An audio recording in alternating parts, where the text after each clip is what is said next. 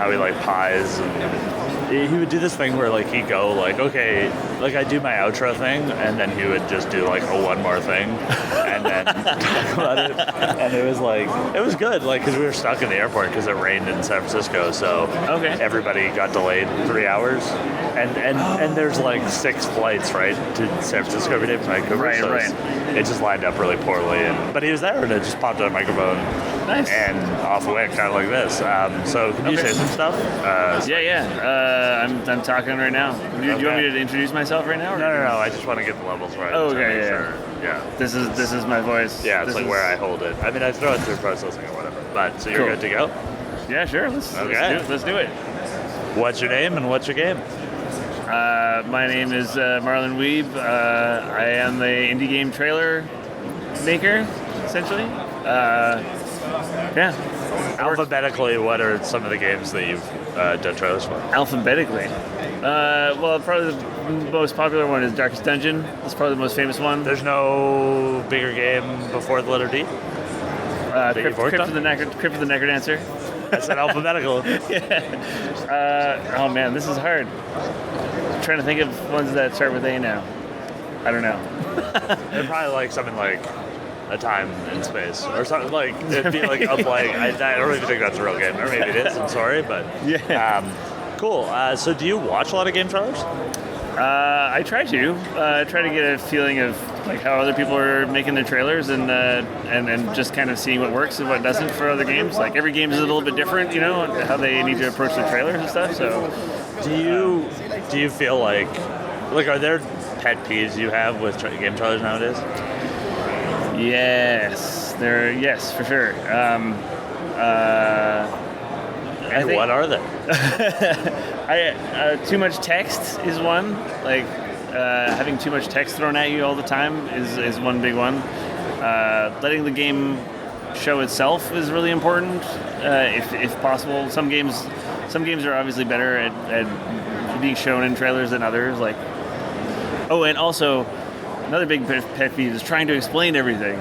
Like trying to explain all the aspects of all the game design choices that you made, sort of thing. Like really with a trailer, all you need to do is show the like 1 or 2 aspects that make it unique, and like that will hook the player to like look into the game more and that sort of thing. So I think that's a big thing with like lots of indie trailers. They try to show like, oh man, I implemented this little tiny feature, and like I need to show this so that everybody knows. Who's going to be sold at that point? Exactly. On those features that would not go read it somewhere else. Like you can put that on the like storefront or on your website, or there's lots of places for it. But you can always like read into it after you get hooked by that, like, you know, the 1 or 2 things that are really unique about the game. Were there like game trailers that you were really into, and that's why you got into this?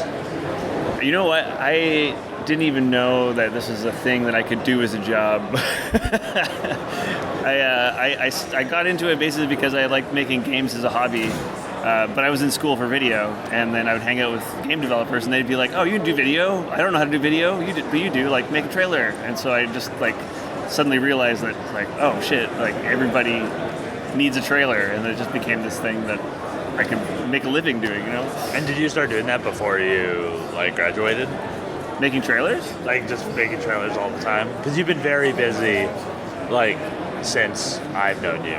Yes. I after I graduated, I actually got a job doing corporate video, like actually videography, that sort of thing. What is that?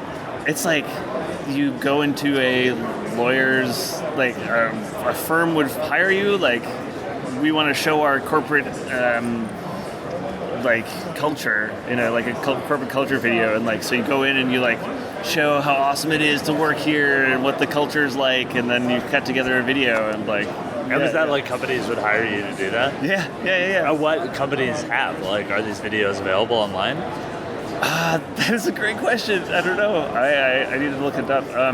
I lived in Winnipeg when I was doing this, and we worked for a lot of like lawyer firms and I don't know, small companies too. Like if they needed an advertisement, like we worked for like so you do like small business commercials. Small business stuff too. Yeah, we worked for like just off the top of my head, there's like a canola thing. We worked for canola producers and stuff like that, and we like went and shot video, like recipe videos at one point, and like, Oh, like for the oil. yeah. Like it just basically like guns for hire, basically. Like, Are you a videos. big like chef? Oh no. Well, I like cooking. I like cooking when I can. Like how many oils do you have in your kitchen? I have olive oil, and coconut oil is really good as well. Yeah, great for hair as well. I haven't tried that yet. I don't know if tried? it'd work with your hair. I haven't tried it. I bought it, but it's like it's kind of for curlier hair. It tends to be like a real cheap, pretty good conditioner. Oh, really? Because I think the conditioner can get kind of expensive because you're using so much of it. And you can just like normal coconut oil, just like. Yeah, I mean you got to like rinse it out. It's not Right. like you don't want to be leaving, or maybe you do leave it in. Like I do have leave-in conditioner. Oh, okay. And not leave-in conditioner, and it's kind of it's a weird thing. But you could use it as like a natural alternative. Yeah, and I know people who use like hand lotion because they're like, because our thing is our hair's not, it's too dry all the time. Like my hair like can never be satisfied with how like moist, like it's always Insatiable. Too dry. Yeah. So like as an example, like it's bad for me to shampoo because my hair naturally makes oils that the shampoo strips out. So then my hair becomes drier and frizzier and like isn't as like okay. kind of the vibe I'm going for. Right. Nice. What do you use coconut oil for, cooking wise? Are you vegetarian? I've heard that's like. No, but I actually recently bought a really amazing vegetarian cookbook, and I keep hearing people keep talking about how vegetarian is like the way to go because of like eating meat is bad for the earth essentially. Like Especially in the like mass like. There's definitely a lot of vegetarian adoption, even casually, would have like a great impact on the world. Like I heard there's this actually they have a lot of them here in Bay Area in San Francisco at GDC 2018. They have these like veggie burgers that are trying to simulate real burgers. Oh, interesting. And they're like grown for bacteria. And the idea is if they can make this and then all burgers in baseball stadiums were this. And that even alone, or if all McDonald's burgers were not actually beef, that would do so much for the environment, even more so than like a huge amount of people becoming vegetarian, which probably will not happen. Oh, I see what you're saying. Like if you're gonna have a bad burger, and it's like almost as good, like vegetarian, then that would be kind of a turn on. It's like you might as well show people that like, oh, this is a good option. Because right now, like I view vegetarian or veggie burgers as like a completely different thing. Yeah, and actually, that's the thing. You're moving to Vancouver soon. I am. That is actually the food I think is like we have great vegetarian food. Oh, really? Yeah. Are you vegetarian? No, but I have vegetarian friends and I dated vegetarians and all that, so it's like and I like it. Like I like I like falafels more than most people. I like veggie burgers. I think ideally I'd like to eat like mostly vegetarian, but like have meat as like a treat, like once in a while sort of thing. Like, but I don't think it should be like an everyday thing. Yeah, it's a bit weird when some people are like, I need it every meal. It's a bit weird, but the recent recipe that I've been using coconut oil to bring it back to that. I've been making this like it's like basically like simulating like Terry's chocolate orange kind of thing. Like you get a bunch of chocolate and you melt it down and then grate orange peel into it and it makes this like amazing like Terry's chocolate orange stuff. You put like nuts and stuff on top. Oh, but you're making it like a sheet. Yeah. You spread it out on a sheet and like. Could you ever crack the Terry's chocolate orange right? No. It always falls apart in a weird way. So back to the original question, was there like game trailers like that inspired me? That inspired you to like kind of get into it, or something that always made you like kind of like, were you a big game trailer fan growing up? Like, no, the Fez trailer. No, I mean there are amazing trailers, but I can't say if there's like one that like made me want to do it. It was more like I really like making videos and like editing and that sort of thing. And I always like video games, and this is kind of a way. Trailers were a great way to like bridge the two. So it wasn't until I started working on trailers that I got into them more, because I didn't realize that this was a thing. Again, like it was so funny. Do you feel like you have a style? Yeah. I guess my style would be kind of more like like fast cuts, actiony, like lots of like transitions and stuff. Like I like to animate stuff. And When you were like, when you talk to indie developers, is that part of the thing? Like, are they like, that? we need a Marlon trailer? Like we want, because I know like, yeah. And I was talking with Derek Liu, who's another trailer guy who's kind of up and coming, and I feel like right now we kind of have different styles too. Like he really likes doing he's really good at like narrative games, that sort of thing. So if there's a narrative game that comes up, like I'll often like he's really good at that. You should work with him, sort of thing.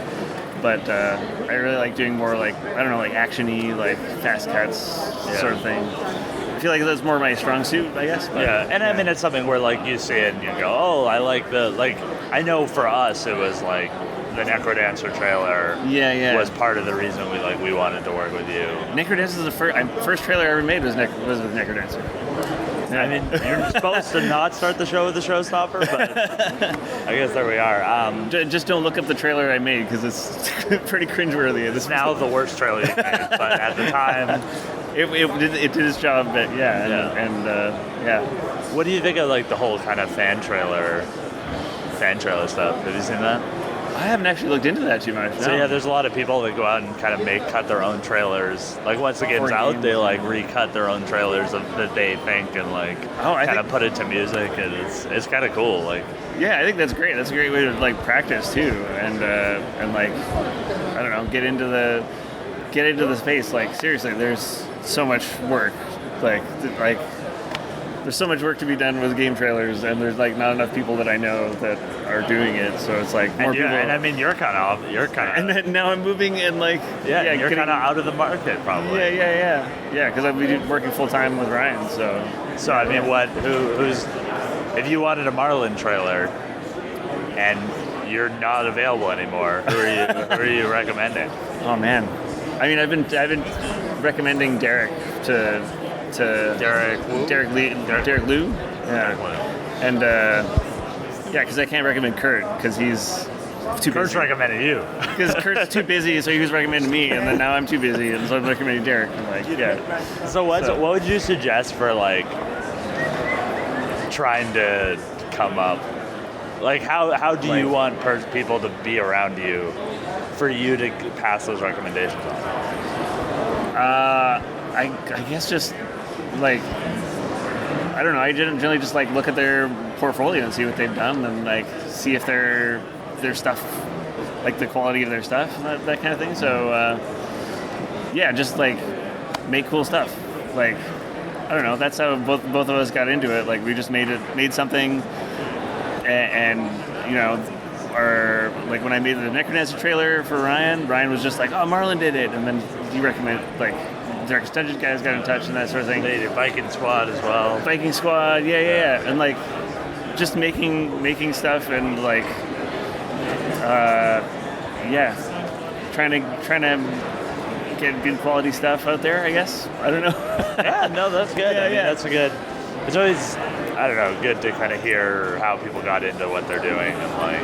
Because people might, who knows, right? Like people might have assumed you've been doing this forever, like you always wanted to do that, and you're just like something you fell into and then found a niche and did a good enough job, you got recommended, and then got recommended so much that now you're not even doing it anymore.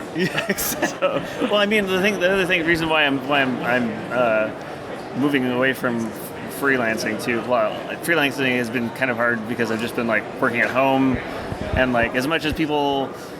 Like the internet is amazing, you can communicate with everybody. It's still not the same as like working in real life. And also most of the stuff that I've done and like people that I've worked with, I've met in real life, and like it's always been like that connection more so than on like Twitter or something. I also imagine the timing is terrible. Like I imagine it's like for you, like for making trailers, like I imagine it's just everybody needs a trailer for PAX. Everybody needs a trailer for GDC, and like nobody's asking in December, and you're just like, I would kill it right now, but oh man, it's tough to schedule because like you work in games, you know how it is. Like you can never like, oh yeah, we're gonna launch this thing here, and then like 2 weeks down the road, it's like, oh no, we have to like build something else and like delay. And so when I'm making a trailer, it's like I book out a couple book my time a certain way, and then all of a sudden the game's like, oh, we're delayed, or trailer needs to be pushed back, and you need to capture different footage at that time. So it's like tough to schedule that stuff. But then I get to I'm excited to like work on a team, and I get to be doing more stuff in Engine, which I'm really excited about, and collaborating with people in real life, IRL. Yeah, cool. So thanks for being on the Question Bus. Oh, thanks for having me. Is there anything else you want to plug? No, I think, yeah. No, you're not. You haven't mentioned the game you're working on. That is publicly announced. You mean Industries of Titan? That one? Yeah. Yeah. Where can we find that? IndustriesofTitan.com, I think. Okay. Google it on the Google. Maybe .ca. It could be .ca. Canadian. Google Industries of Titan. Yeah, those. And do you have any social media platforms? I do. Yeah, on Twitter you can follow me at mr_m_wiebe, which is spelled WIEBE. So. And any Instagram? That's mostly just for friends and family. Okay. What about Snapchat? No, just Twitter mostly. Just Twitter.